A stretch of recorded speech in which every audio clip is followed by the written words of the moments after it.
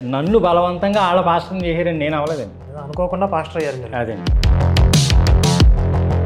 మీరు దశంభాగాలు తీసుకున్నారా? తీసుకు ఇప్పుడు చాలామంది పాస్టర్లు దశంభాగాలు ఇవ్వకపోతే బ్లాక్మెయిల్ చేస్తున్నారు. మీరేమైనా బ్లాక్మెయిల్ చేశారు ఎప్పుడన్నా? ఎప్పుడు చేయలేదు. ఎందుకని? వినపడిందా మీకు నిజంగా స్వరం? లేదండి. మరి ఎలా చెప్పారు? విజయప్రసాద్ రెడ్డి గారితో డిబేట్ చేసిన తర్వాత అలా చాలా చూశానండి మీ డిబేట్స్. వీకేఆర్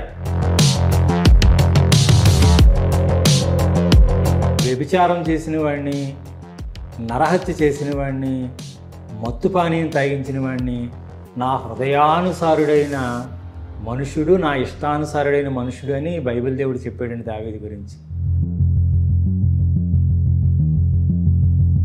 శివశక్తి కరుణాకర్ సుగుణ అనేటటువంటి ఆయన ప్రతి ఒక్కరికి ఎవడో డబ్బు పంచుతాడు. ఆయన కోట్ల రూపాయలు ధనం సంపాదించాడు. మీరు నా షర్ట్ చూసారా? దీని ఖరీదు ఎంత ఉంటుందో చెప్ప. నుంచోడానికి నీడ కూడా లేకుండా చేసిపోయాడండి. సంఘాన్ని కూడా అమ్మేశాడండి, సచిన్ కూడా అమ్మేశాడండి. నీడ లేకుండా మీరు చేశారా? ఏం చేశారు? వాళ్ళు ఏదో బాధలో ఉంటే కరుణాకర్ గురించి ఏమైనా చెప్పండి అంటే నేను అక్కడికి పోయి ఈడి బాధ ఈడిది, ఇల్లుగాలు ఒకటి ఎడుతుంటే బొగ్గులు వ్యాపారి బ్యానానికి వచ్చాడంట. గతంలో రిలీజ్ చేసిన ప్రోమోలో అందరికీ ఆసక్తి కలిగించిన ఒక విషయం, మీ భవిష్యత్ ఏంటి? అందరికీ నమస్కారం. ఇప్పుడు మీరు పాస్టర్ గారి గర్వాప్సి వీడియో ఫుల్ వీడియో చూడబోతున్నారు. దానికి ముందు ఒక 2 విషయాలు నేను చెప్దాం అనుకుంటున్నాను.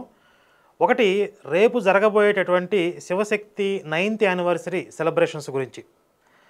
అసలు శివశక్తి వార్షికోత్సవం ఆగస్టు 31 ఈరోజే. కాకపోతే రేపు సండే వచ్చింది కాబట్టి ఈ సెలబ్రేషన్స్ రేపు చేస్తున్నాం. అందరూ పాల్గొనడానికి ఈజీగా ఉంటుంది కాబట్టి. ఇక ఇప్పటికే మేము వస్తామని చెప్పి 100లో మెసేజెస్ వచ్చాయి. ఆ మెసేజ్ చేసిన వాళ్ళందరికీ కూడా మేము లొకేషను, టైము పంపిస్తున్నాం. ఎవరన్నా మెసేజ్ మిస్ అయితే కనుక, లొకేషన్ మీకు అర్థం కాకపోతే కనుక ఈ స్క్రీన్ మీద కనపడుతున్న నెంబర్కి లొకేషన్ గురించి మీరు అడగండి, మీకు వెంటనే లొకేషన్ మెసేజ్ వస్తుంది. ఇక ఇంతకుముందు వీడియోలో కార్యక్రమం ఉదయం 10:30కి స్టార్ట్ అవుతుందని చెప్పాను. కానీ సమయాభావం వల్ల చాలా ప్రోగ్రామ్స్ ఉన్నాయి, చాలామంది వక్తలు మాట్లాడాల్సి ఉంది. ఈ టైట్ షెడ్యూల్ వల్ల ఉదయం 10 గంటలకే కార్యక్రమాన్ని ప్రారంభిస్తున్నాం. కాబట్టి అందరూ ఉదయం 10 గంటలకల్లా చేరుకోవడానికి ప్రయత్నించండి. ఇక పార్కింగ్ గురించి ఎలాంటి ఇబ్బంది లేదు, విశాలమైన స్పేస్ ఉంది. కాకపోతే మెట్రోలో రావడానికి వెసులుబాటు అవకాశం ఉన్నవాళ్ళు మెట్రోలో రావడానికి ప్రయత్నించండి. ఎందుకంటే ఖైరతాబాద్ మెట్రో స్టేషన్ పక్కనే ఈ విశ్వేశ్వరయ్య భవన్ ఉంది. మెట్రోలో వస్తే చాలా ఈజీ అవుతుంది మీకు. ఇక రేపటి మన కార్యక్రమంలో భగవద్గీత భాగవత ప్రచారకులు శ్రీ ప్రణవానంద ప్రభుజీ వారు కూడా పాల్గొంటున్నారు. వారి షెడ్యూల్ ముందు ఖరారు అవ్వకపోవడం వల్ల మేము కన్ఫర్మ్ చేసుకోలేదు. కానీ వారు ఒక పర్యటన నిమిత్తం హైదరాబాద్ వచ్చారని తెలిసింది. అయితే ఈరోజు వెళ్ళిపోవాల్సి ఉన్నప్పటికీ మన కార్యక్రమం కోసం మనం రిక్వెస్ట్ చేస్తే రేపటి వరకు ఉండి ఇక్కడ అటెండ్ అయ్యి ఆ తర్వాత ఆయన ప్రయాణాన్ని ప్లాన్ చేసుకుంటున్నారు. వారికి ధన్యవాదాలు మనస్ఫూర్తిగా. ఇక రెండో విషయం, శివశక్తి యాన్యువల్ డే, శివశక్తి వార్షికోత్సవం అయినటువంటి ఈ రోజున సంవత్సరం మొత్తానికి మన కార్యక్రమాలన్నిటికీ కావలసినటువంటి ఆర్థిక వనరుల్ని సమకూర్చుకోవడానికి వార్షిక నిధి సేకరణ చేస్తున్నాం. గత సంవత్సరం చేసాం. అలాగే ఈ సంవత్సరం కూడా వార్షిక నిధి సేకరణని ప్రారంభిస్తున్నాం. 9 సంవత్సరాలు పూర్తి చేసుకుని 10వ సంవత్సరంలోకి అడుగుపెడుతున్నటువంటి ఈ సందర్భంలో మరి ఈ 10వ సంవత్సరంలో మన మీద చాలా పెద్ద బాధ్యతలు ఉంటాయి. 10th యానివర్సరీకి ఉన్నతమైనటువంటి లక్ష్యాలను ఎన్నో సాధించాల్సిన అవసరం ఉంది. కార్యక్రమాల యొక్క రూపకల్పన కూడా భారీగానే ఉంటుంది. కాబట్టి ఈ సంవత్సరం మాకు ఆర్థిక వనరుల అవసరం ఎక్కువగా ఉంటుంది. కాబట్టి ఈరోజు ప్రారంభిస్తున్నటువంటి ఈ వార్షిక నిధి సేకరణని కూడా మీరు విజయవంతం చేస్తారని నేను భావిస్తున్నాను. అయితే యూపీఐ ట్రాన్సాక్షన్స్లో ఇంతకుముందు చెప్పినట్లుగా కొన్ని ప్రాబ్లమ్స్, ఇష్యూస్ వస్తున్నాయి. చాలా ట్రాన్సాక్షన్స్ ఫెయిల్ అవుతున్నాయి. మీకు కనుక అలాంటి సమస్య వస్తే ఫోన్పేలో అకౌంట్ నెంబర్ యాడ్ చేసుకోండి. టు బ్యాంక్ ఆర్ యూపీఐ అని ఒక ఆప్షన్ ఉంటుంది. దాని మీద క్లిక్ చేస్తే కింద ప్లస్ మార్క్ కానీ యాడ్ బ్యాంక్ అకౌంట్ కానీ అని వస్తుంది. దాని మీద క్లిక్ చేసి మీరు ఏ బ్యాంకుకి ట్రాన్స్ఫర్ చేయాలి అని అడుగుతుంది. హెచ్డిఎఫ్సి సెలెక్ట్ చేసుకోండి. అక్కడ అకౌంట్ నెంబర్ అడుగుతుంది. కొంతమందికి ఐఎఫ్ఎస్సి కోడ్ అడుగుతుంది, లేదా నాట్ రిక్వైర్డ్ అని వస్తుంది. అప్పటికి కూడా ఏదైనా సమస్య ఉంది అంటే కనుక ఈ స్క్రీన్ మీద కనపడుతున్నటువంటి నెంబర్స్కి ఒకసారి వాట్సాప్ మెసేజ్ చేయండి. ఆ ట్రాన్సాక్షన్ చేయడంలో మన వాళ్ళు మీకు సహాయం చేస్తారు.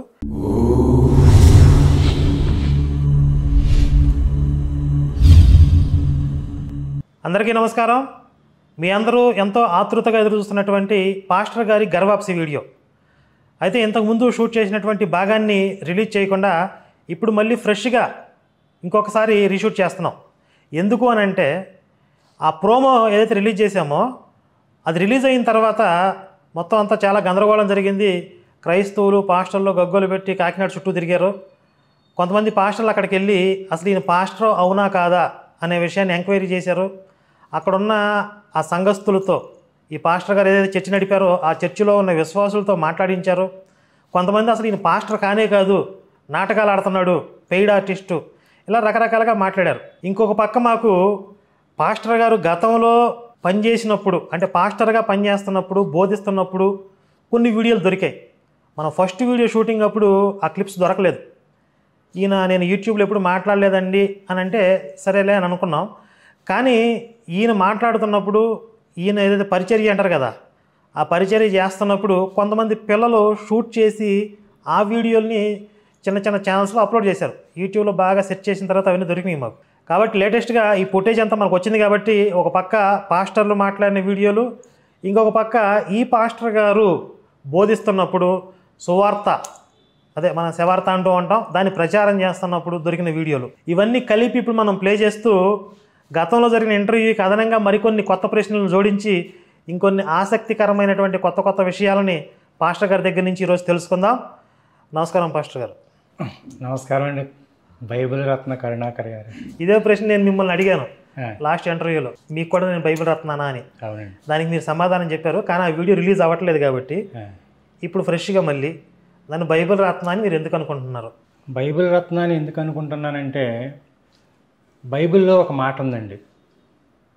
అదేంటంటే ఆ మాట, యెహోవా గ్రంథమును పరిశీలించి చదువుకొనుడి. ఆ పరిశీలించి చదువుకొనుడు అనేటటువంటి మాట పరిశీలనగా ఎవరో చదవరండి. మీరు ఈ 66 గ్రంథాలు ఏవైతే ఉన్నావో అవన్నీ కూడా ప్రతి వచనము కూడా మీరు చదివి మీరు 2 పుస్తకాలు రాశారు. అందులో చాలా విపులంగా మీరు రాశారు. కాబట్టి ఎంత వివరంగా చదివినందుకు మిమ్మల్ని నేను బైబిల్ రత్న అని నా హృదయపూర్వకంగా అంటున్నానండి. ఇది ఎవరో బలవంతంగా చెప్పమన్నది కాదు. ఇక మరి ముందుగా మీ యొక్క పరిచయం కొద్దిగా క్లుప్తంగా. మా నాన్నగారు అమ్మ అండి, మేము 3 అన్నదమ్ములు అండి, 2 అక్కా చెల్లెళ్ళు. నేను పుట్టింది ద్రాక్షారామం దగ్గర ఒక చిన్న కుగ్రామం అండి. అక్కడ పుట్టాను. కొంతకాలం మా అమ్మమ్మ గారి ఊరిలో పెరిగాను. గాదరాడ, రాజమండ్రి దగ్గర గాదరాడ, అక్కడ పెరిగాను. మా అమ్మగారి యొక్క అక్కగారి ఇంటికి వాళ్ళు రావడం జరిగింది కాకినాడ. అక్కడే మా జీవన విధానం అంతా కొనసాగిందండి. అన్నయ్య, తమ్ముడు, అక్క, చెల్లి, నేను. మీ చిన్నతనం అంతా కాకినాడలో పెరిగారు. మరి ఈ ఫ్యామిలీ బ్యాక్గ్రౌండ్లో ఎక్కడన్నా క్రైస్తవం ఉందా వెనకాల? అంటే గాదరాడలో మా అమ్మమ్మ గారు, మా తాతయ్య గారు ఉండేవారు. మా అమ్మమ్మ గారు తెలుసుకున్నారనమాట అండి ఈ యేసుప్రభుని. తెలుసుకుని మా అమ్మగారికి పుట్టినటువంటి సంతానంలో 3వ వాడు అంటే మా తమ్ముడికి యేసుబాబు అని పేరు పెట్టమని ఆవిడ చెప్పారంట. చెప్తే ఆవిడ కోరిక మేరకు మా తమ్ముడికి యేసుబాబు అని పేరు పెట్టారండి మా అమ్మ మా నాన్న. అలాగా మా కుటుంబంలోకి ఈ యొక్క క్రైస్తవ విధానం వచ్చింది. అంటే మీ అమ్మగారు మత మార్పిడి అయ్యారా? లేదండి, అవ్వలేదు. మా అమ్మమ్మ గారు అయ్యారు. అదే మీ అమ్మమ్మ గారు అయ్యారు. ఆవిడ కోరిక మేరకు మీ తమ్ముడికి యేసుబాబు అని పేరు పెట్టారు. అంతే తప్ప క్రైస్తవ మతంలోకి మారలేదండి. అమ్మగారు అంటే అప్పుడు మారలేదండి, తర్వాత మారారండి. మేము మారాక మారారండి. ముందు ఎవరు మారారు? ముందు మా అమ్మమ్మ గారండి, తర్వాత నా భార్య అండి. మీ భార్య. మీకు పెళ్ళి ఎప్పుడైంది? 1989 సంవత్సరం. పెళ్ళికి ముందు ఆవిడ క్రైస్తవురాలు కాదుగా? కాదండి. పెళ్ళి అయ్యాక మారారు. ఎందుకు? రీజన్ ఏంటి? రీజన్ ఏంటంటే మేము పెళ్ళి అయిన తర్వాత కొంతకాలానికి వేరే వచ్చేసామండి. కాకినాడ కర్ణంగారి జంక్షన్కి ఒక ఇంట్లో అద్దెకి వచ్చాము. ఆ ఇంటి యజమానురాలు కుమార్తె చర్చికి వెళ్ళేది అనమాట. ఆమెతో పాటు ఈవిడ కూడా చర్చికి వెళ్ళి అట్లా వైరస్ ఎక్కింది. అలాగా. సరే, మీ వైఫ్కి వైరస్ ఎక్కింది, మీకు ఎలా అంటుకుంది? ఆవిడని బట్టేనండి. మీ భార్య మిమ్మల్ని మార్చేశారు. అంటే ఆవిడని బట్టే నేను యేసు మతంలో దిగారు. ఏ సంవత్సరంలో ఇది మీరు దిగింది? ఎప్పుడు? ఇంచుమించు 92 అండి, 1992 అండి. 92 అంటే ఇప్పటికి సుమారుగా 32 సంవత్సరాలు. 32 సంవత్సరాల క్రైస్తవ జీవితం. మీకు పిల్లలు ఎంతమంది? 2 పిల్లలండి. మొత్తం మీ ఫ్యామిలీ ఎంత మారారు? మారేవాడిని. మా ఫ్యామిలీతో పాటు మా అన్నయ్య వదిన, తర్వాత మీ అన్నయ్య వదిన కూడా? మా అన్నయ్య వదిన కూడా. వాళ్ళని ఎవరు మార్చారు? నా భార్య అండి. పాస్టర్ అమ్మా ఆవిడ? కాదండి, అంటే అంత విశ్వాసంగా ఉండేదండి ఆవిడ. అంటే ఆవిడ యొక్క చర్చికి వెళ్ళడం రావడం, ప్రార్థనా జీవితం ఇదంతా ఉండేదండి. ఈవిడ చర్చికి వెళ్ళేటప్పుడు పాస్టమ్ గారు ఉంటారు కదా, ఆ పాస్టమ్ గారు ఇంటికి రావడం, ఆవిడ కొన్ని బైబిల్లో ఉన్న మాటలు చెప్పడం, ఆ మాటల ద్వారాగా వీళ్ళు కూడా మారారనమాట. పర్వాలేదు, మీ భార్య చాలామందికి అంటించారు. ఇంచుమించు ఒక 5-6 కుటుంబాలు మార్చేది. సరే, మీరు మీ భార్యని బట్టి మతం మారారు, పాస్టర్ ఎందుకు అయ్యారు మరి? పాస్టర్ ఎందుకు అయ్యానంటే అండి, 2005వ సంవత్సరంలో మేము ఏ గ్రామంలో అయితే ఉంటున్నామో ఆ గ్రామంలో ఒక గొడవ అయిందండి. ఏమిటా గొడవ అంటే, కుక్కల నాగరాజు గారని ఒక కుటుంబం ఉందండి. ఆయన క్రిస్మస్లు పెట్టి చాలా గొప్పగా కార్యక్రమాలు చేసేవాడంటే. ప్రతి సంవత్సరము డిసెంబర్ 25వ తారీఖున క్రిస్మస్ వాళ్ళ ఇంటికాడే జరిగేదంటండి. జరిగితే ఒక దైవజనుడు ఆ కార్యక్రమాన్ని జరిగిస్తూ ఉండేవాడండి. మరి కొన్ని కారణాల వల్ల ఒక సంవత్సరం 2005వ సంవత్సరంలో ఆయన క్రిస్మస్ పెట్టలేదండి, వేరే చోటకి వెళ్ళిపోయాడండి క్రిస్మస్ పెట్టడానికి. ఎవరు? కుక్కల నాగరాజు కాదు, పాస్టర్ గారు, వేరే పాస్టర్. ఆయన ఇంటికి వచ్చే పాస్టర్ అక్కడ ఆ ఇంటికి వచ్చేటటువంటి పాస్టర్ గారు వేరే గ్రామం వెళ్ళిపోయాడండి. సో ఈ క్రిస్మస్కే ఓకే. వెళ్ళిపోతే ఈ కుక్కల నాగరాజు గారు వాళ్ళ అబ్బాయి కుక్కల ప్రసాద్ నా దగ్గరికి వచ్చి, మా ఇంటికాడ మీరు క్రిస్మస్ జరిగించండి అనేసి నన్ను అడిగారండి. అని అడిగితే నేను జరిగించడం ఏంటి, ఇంకా చాలామంది ఉన్నారు కదా గ్రామ పెద్దలు అదిని, మరి ఆయన ఎక్కడికో వెళ్ళిపోయాడని నేను జరిగిస్తే గ్రామంలో చాలా గొడవ అవుతుంది కాబట్టి నేను జరిగించినాను. ఆ గొడవలన్నీ మేము చూసుకుంటామండి, గ్రామ పెద్దలతో మేము మాట్లాడతాము. గ్రామ పెద్దల సంఘ పెద్దల? స్టార్టింగ్లో కుక్కల నాగరాజు గారిని ఆయన స్టార్ట్ చేసాడండి. అలాగ కొన్ని సంవత్సరాలు అయిన తర్వాత సంఘం ఏర్పడింది. ఒక పాస్టర్ గారు ఆ సంఘాన్ని నడిపిస్తూ ఉన్నారు. ఆయన క్రిస్మస్ వాళ్ళ ఇంటికాడ అంటే ఈ ప్రతి సంవత్సరం జరిగించేటటువంటి క్రిస్మస్ జరిగించకుండా వేరే గ్రామం వెళ్ళిపోయారండి. పెద్ద గిరాకీ తగిలింది, ఎక్కడికో వెళ్ళిపోయారండి ఆయన. వెళ్ళిపోతే వీళ్ళంతా వచ్చి ఈ తండ్రి కొడుకులు వచ్చి నన్ను అడిగారండి. మిమ్మల్ని ఎందుకు అడిగారు? మీరు అప్పటికి క్రైస్తవ మతంలో సీనియరా అక్కడ? అప్పటికి నేను ఆ సంఘంలో సంఘ పెద్దగా ఉండేవాడిని. అంతకుముందు ఎప్పుడన్నా చర్చిలో వాక్యం చెప్పడం అట్లాంటివి ఏమైనా చేశారా సంఘ పెద్దగా? అప్పుడప్పుడు చేసేవాడిని. బాగానే చెప్తున్నాడు ఈయనైతే పాస్టర్గా చేయొచ్చు అని వాళ్ళకి అనిపించింది.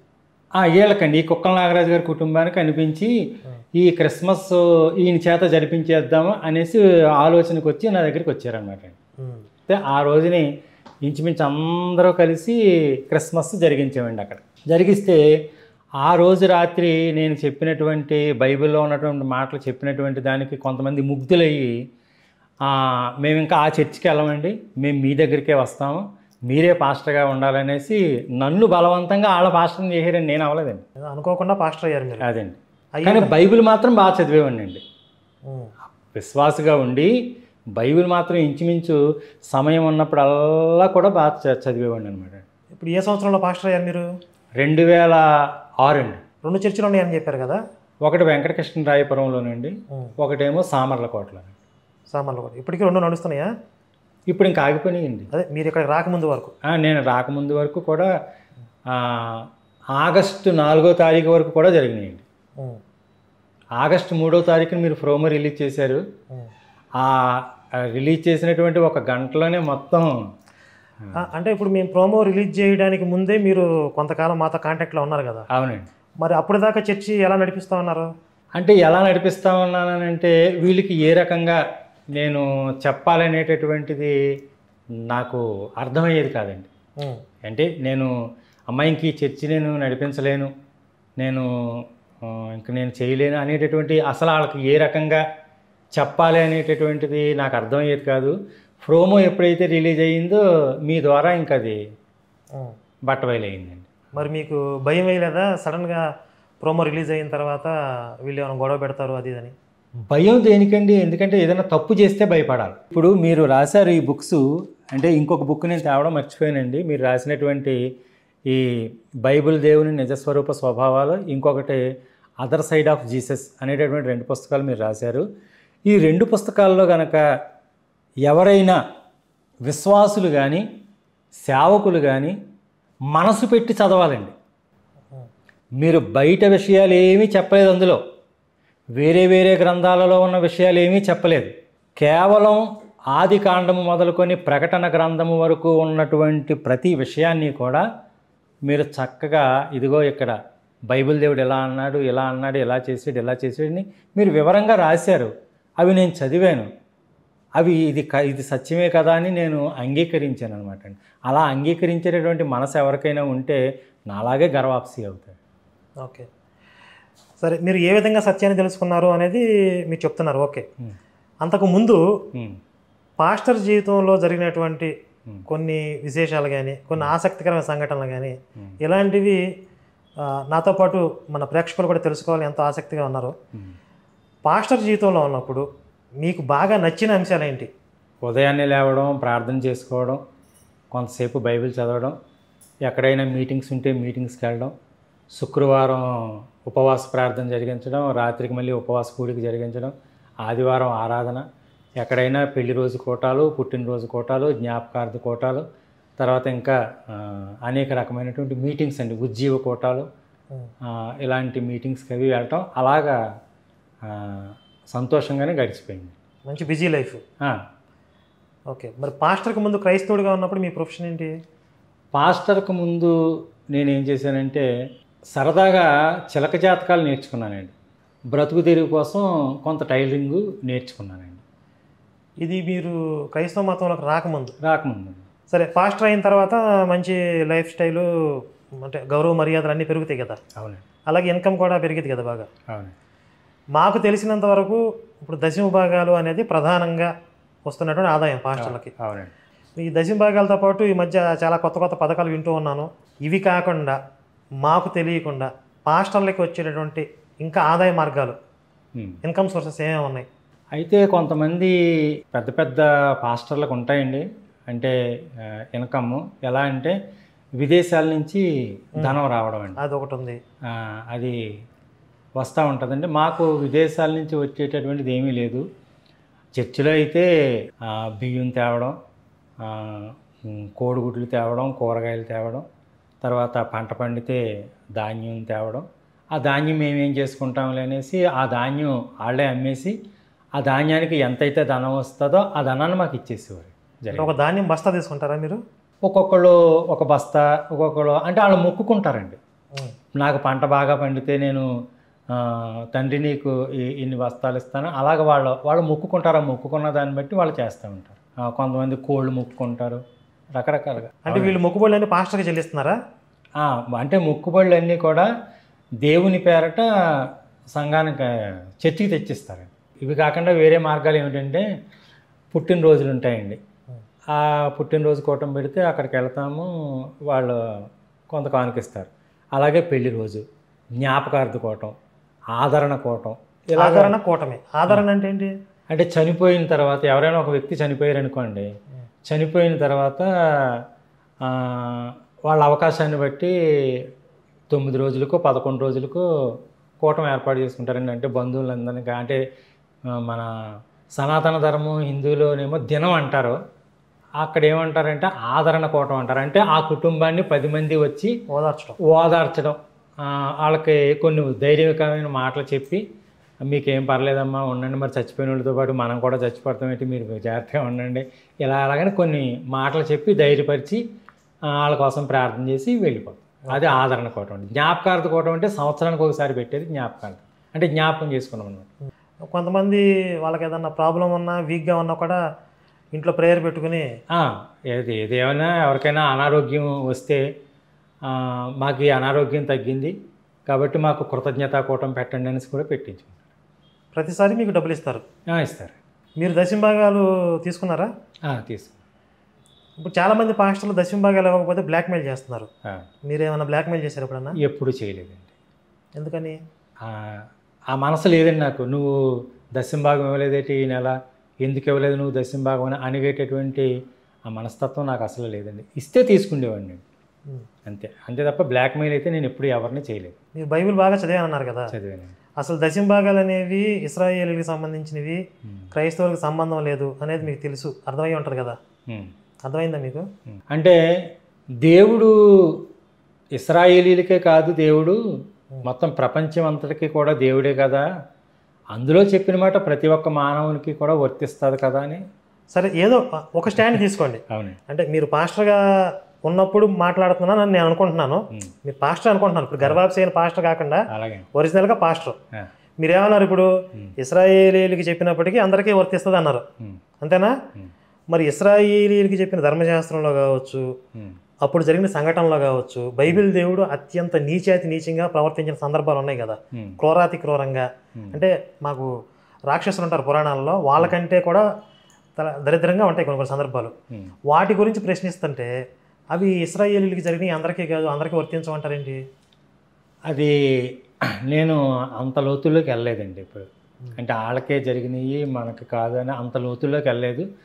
నా కాన్సెప్ట్ ఒకటేనండి, బాబాయ్ దేవుడు, ఆయనకి ఎదురు సమాధానం చెప్పకూడదు, ఆయన ఏమీ ప్రశ్నించకూడదు, ఆయన ఏదైతే చెప్పాడో అది మనం వినాలని గుడ్డిగా నమ్మడమే క్రైస్తవ భక్తి అండి. ఇంకా అంటే ప్రశ్నించకూడదండి ఆయన్ని. మీరు ఎప్పుడైనా దొంగ సాక్ష్యం చెప్పారా? అంటే చాలామంది మేము ఎందుకు పాస్టర్ అయ్యామని చెప్పి దొంగ సాక్ష్యాలు చెప్తూ ఉంటారు. అప్పుడు అలాగే చెప్పాలని అవసరం రాలేదండి నాకు. మీ టెస్ట్ మనీ ఒకటి నాకు దొరికింది యూట్యూబ్లో, అందులో మీరేదో ఒక దొంగ సాక్ష్యం చెప్పినట్టుగా నాకు అనిపించింది. ఒకసారి నా క్లిప్ ప్లే చేయనా? చేయండి.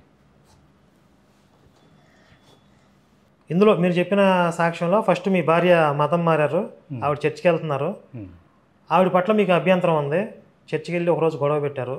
చర్చికి వెళ్ళి ఒకసారి అయితే గొడవ పెట్టాను.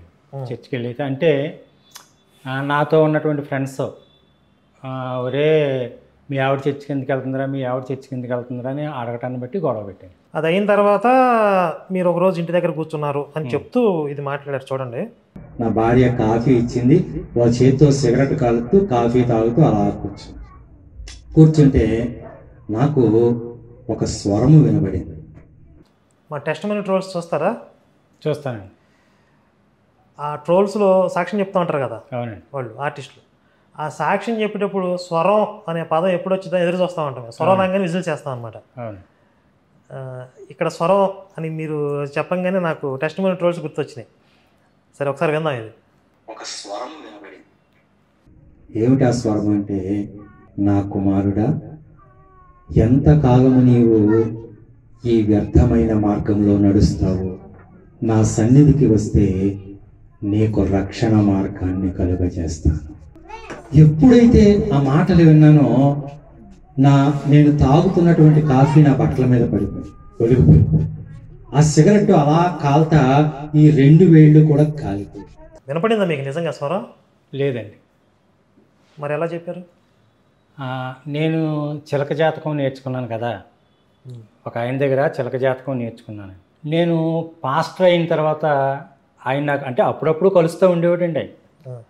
నీ జీవితం ఎలా నడుస్తుంది, నువ్వు చిలక జాతకం నేర్చుకున్నావు కదా, నువ్వు ఎలాగా జీవిస్తున్నావు, ఎలాగా నన్ను అడుగుతూ ఉండేవాడండి. నేను ఇప్పుడు పాస్టర్ని అయ్యాను అని చెప్తే, పాస్టర్లకే ఒక సాక్ష్యం ఉండాలి, సాక్ష్యం చాలా బలమైనది పాస్టర్కి. కాబట్టి నువ్వు ఏం చేస్తున్నావు, ఎలాగా నీవు జరుగుతున్నావు అనేసి, నీ జీవన విధానం ఎలా ఉందంటే ఇలా ఉంది మామూలుగా సాధారణంగా అని చెప్పాను. చెప్తే అలా కాదు, నువ్వు ఇలా చెప్తే నీకు ఎక్కువ డబ్బులు వస్తాయి అని ఆయన కొంత ట్రైనింగ్ ఇచ్చాడండి వాళ్ళని. కాదు, పాస్టరు ఇలా సాక్ష్యం చెప్పాలి, ఇలా సాక్ష్యం చెప్తే ఎక్కువ డబ్బులు వస్తాయి అనేది ఆ చిలక జోస్యం చెప్పి అతను మీకు చెప్పాడు. అవునండి. అంటే మేమిద్దరం మాట్లాడుకునేవాళ్ళం అండి. మరి ఎక్కడైనా పెద్ద పెద్ద మీటింగ్స్కి వెళ్తావు కదా, ఎస్సీ కులం నుంచి వచ్చినటువంటి వారిని వాళ్ళు పాస్టర్ అంటే పెద్దగా వాళ్ళు ఏమి లెక్క చేయరు. కానీ అదర్ కులం అంటే కాపులు, కమ్మోళ్ళు, రెడ్లు, రాజులు ఇలాంటి కులంలోంచి ఇప్పుడు చూడు, ఒక బ్రాహ్మణ ఆయన ఉన్నాడు, ఆర్ఆర్కే మూర్తి గారు, ఆయన గురించి చాలా గొప్పగా చెప్పుకుంటారు. అలా ఏదైనా ఒక సాక్ష్యం ఉండాలి. కాబట్టి నువ్వు ఈ చిలక జాతకాలు అవి నేర్చుకున్నావు కాబట్టి ఎలా చెప్తే బాగుంటుంది, నీకు ఎక్కువ డబ్బులు వస్తాయని సలహా ఇచ్చింది ఆయన అనమాట. ఓకే, మీకు ఎక్కువ ఆదాయం వస్తుందని చెప్పి అక్కడ స్వరం వినపడిందని అబద్ధం చెప్పారు. మరి మీకు విశ్వాసం ఉందన్నారు కదా, మరి అబద్ధం చెప్తే దేవుడు ఒప్పుకోడు అని అనిపించలేదా? భయం వేయలేదు అప్పుడు? ఫస్ట్లో భయం వేసిందని, తర్వాత అలవాటు అయిపోయింది. ఇలా ఎన్ని చోట్ల చెప్పారు ఈ స్వరం వినపడిందని? ఇంచుమించు నేను ఎక్కడికైతే సువార్త ప్రకటించడానికి వెళ్ళానో అన్ని చోట్ల చెప్పాను. ఇప్పుడు మీరు దొంగ సాక్ష్యం చెప్పారు, అబద్ధం చెప్పారని మీకు తెలుసు. అవునండి. ఈ యూట్యూబ్లో ఈ సాక్ష్యాలు చూసినప్పుడు వీళ్ళు కూడా నాకు లాగానే దొంగ సాక్ష్యాలు చెప్తున్నారు అని అనిపించిందా?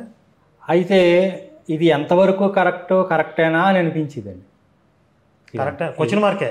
Question mark. ఇది ఎంతవరకు కరెక్టేనా, లేకపోతే నాలాగే వాళ్ళు చెప్తున్నారా అని అనిపించింది. మరి మా టెస్ట్ మనీ ట్రోల్స్ చూసినప్పుడైనా మీకు భయం వేయలేదా?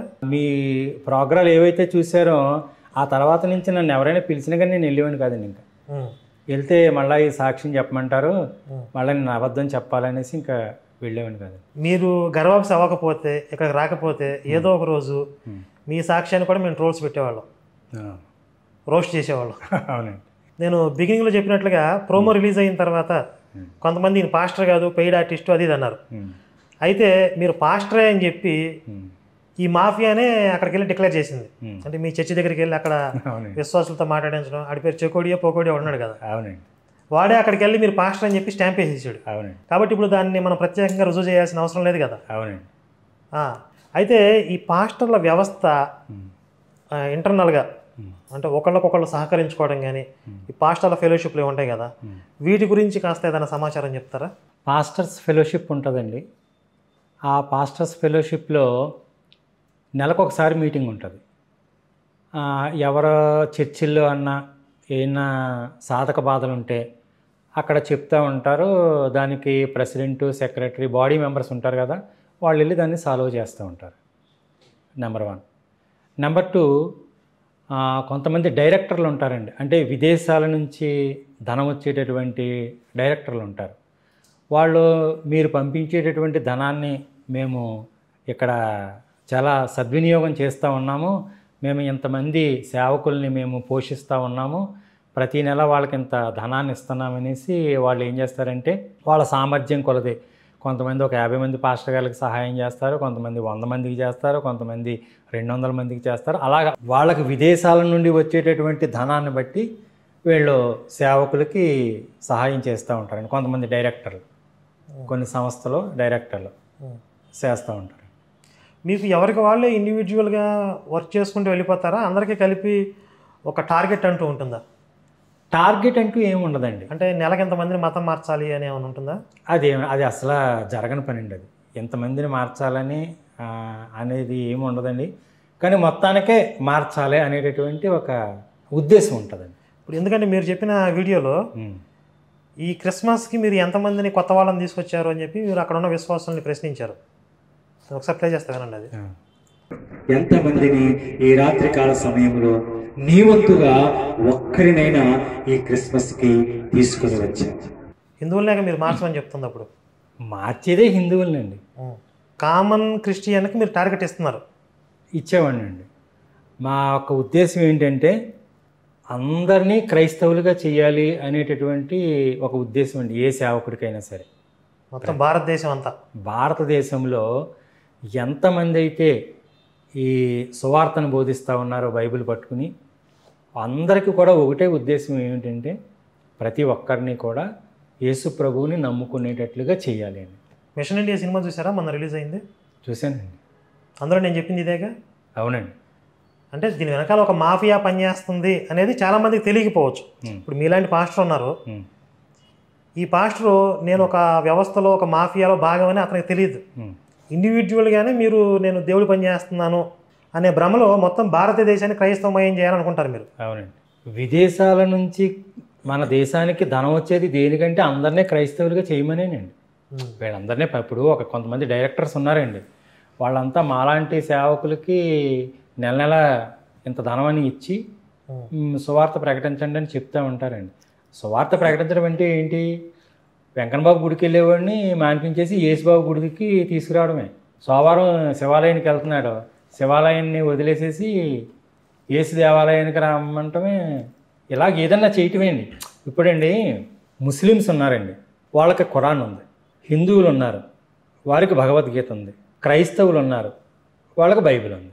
ఖురాన్లో ఉన్న దేవుడేమో వాళ్ళకే స్వర్గాన్ని ఇస్తానంటున్నాడు, భగవద్గీతలో ఉన్న దేవుడు వాళ్ళకే స్వర్గాన్ని ఇస్తానంటున్నాడు, బైబిల్లో ఉన్న దేవుడు వాళ్ళకే పరలోకాన్ని ఇస్తానంటున్నాడు. చిన్న తేడా ఉంది ఇక్కడ. ఖురాన్లో ఉన్న దేవుడు వాళ్ళ మతంలో ఉన్న వాళ్ళకి స్వర్గం ఇస్తానంటాడు. అవునండి.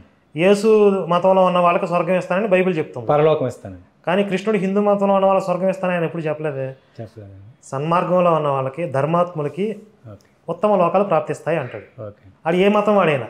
ఓకే. ఒకవేళ హిందూ అయ్యి ఉండి వాడు దుర్మార్గుడు అయితే వాడు నరకంలోనే వేస్తారు. ఈ దేశంలో పుట్టిన వాళ్ళు అందరూ కూడా హిందువులే కదా సార్. ఎందుకంటే బ్రిటిష్ వాళ్ళకి ఎవరో పుట్టలేదు కదా ఇక్కడ. బ్రిటిష్ వాళ్ళకి ఎవరైనా పుట్టుంటే వాడు క్రైస్తవుడు అవుతాడు. అంటే బ్రిటిష్ వాళ్ళు మా ఆత్మీయ తల్లిదండ్రులు అనేవాళ్ళు కొంతమంది ఉన్న విత్తనాలు ఉన్నాయి కొన్ని. నేను ఒప్పుకోనండి దానికి. ఎందుకంటే వాళ్ళు అనుకుంటున్నారు, ఇప్పుడు వాళ్ళు అనుకుంటారు మేము వాళ్ళ బిడ్డలం అని. వాళ్ళు అనుకోవచ్చండి. విజయప్రసాద్ రెడ్డి గారితో డిబేట్ చేసిన తర్వాత అలా చాలా చూశానండి మీ డిబేట్స్. వికేఆర్ విజయ్ కుమార్తో డిబేట్స్, ప్రవీణ్ పగడాల ఆయనతో డిబేట్స్, తర్వాత ఒక ఆయన బ్లైండ్ ఉంటాడండి, ఆయన పేరు బీబు ఆయనతోటి, జాన్రాజు సలకల జాన్ రాజు గారు, జాన్ బాబు, తర్వాత ఏమో అసలైన ప్రశ్న సిసలైన జవాబు, అది కూడా రక్షణ టీవీ ఛానల్లో. ఇలాంటివన్నీ చూశానండి. తర్వాత అనేకమైన సాక్ష్యాలు మీరు శ్రీలక్ష్మి గారు వాళ్ళు చేసినటువంటి సాక్ష్యాలు దాని మీద మీరు మాట్లాడడం అవి చూశాను. తర్వాత బైబిల్ తరగతులు, ఇది చాలా చర్చికి వెళ్ళేటటువంటి ప్రతి ఒక్క విశ్వాసకి కూడా అవసరం అండి బైబిల్ తరగతి అనేది. ఎందుకంటే శివశక్తి బైబిల్ తరగతులు పాస్టర్లు చెప్పే కాదు, శివశక్తి బైబిల్ తరగతులు చాలా అవసరం. ఎందుకంటే మీరు చెప్పినంత విపులంగా మేము చెప్పలేమండి. అంటే కొంతమంది పాస్టర్లు అనొచ్చు, నువ్వు చెప్పలేవేమో కానీ మేము చెప్తాము, మేము తోపు తురుము అని అంటారండి. వాళ్ళ మాట మట్టిగా అలా అంటారండి. ఇందులో విన్న విషయాలు ఏమీ చెప్పరండి. నేను మారడానికి గల కారణాలండి. అండ్ మన భారతదేశానికి కొన్ని సాంప్రదాయాలు, కొన్ని కట్టుబాట్లు ఉన్నాయి.